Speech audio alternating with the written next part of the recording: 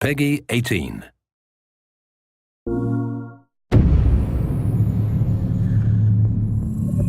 Detroit Become Human was produced over a period of 4 years. Here in Paris, we have a team of about 180 people. And to that, we need to add also all the outsourcing with our partners in the Philippines, in China, Vietnam, and in India. So when we started working on this story, I had to imagine where Kara was built.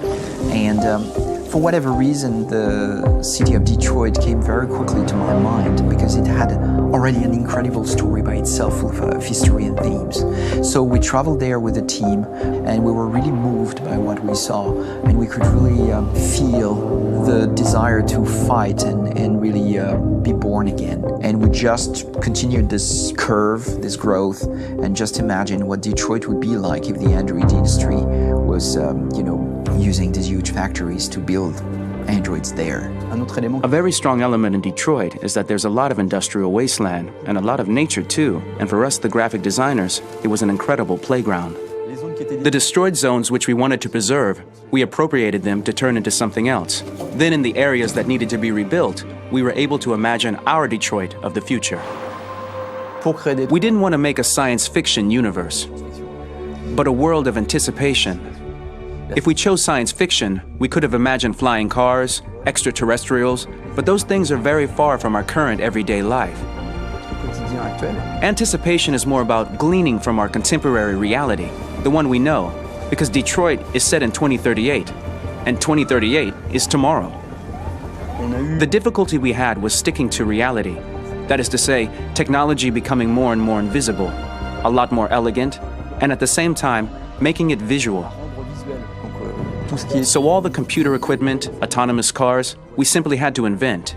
They are in fact very technological objects, but at the same time remain very credible and ingrained in reality.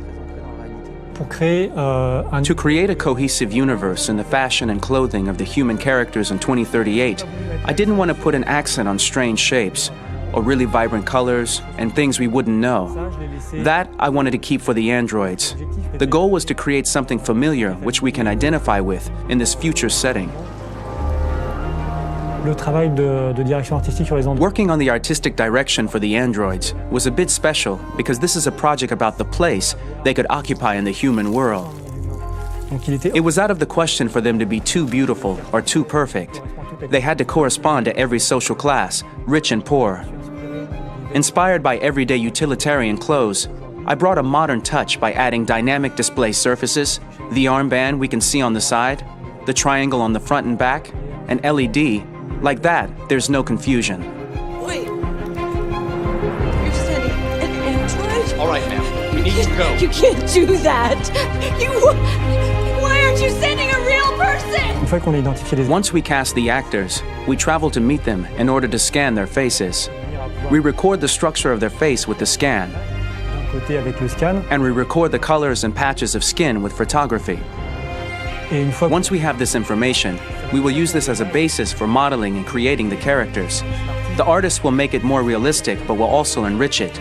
He will propose ideas which we will develop together. Finally, we will have a character with character who corresponds to the project and the world. When the actors come to Quantic Dream, we show them the design, what their image will be, and what they will look like in the game. This extra information gives them another dimension and color to connect with emotionally.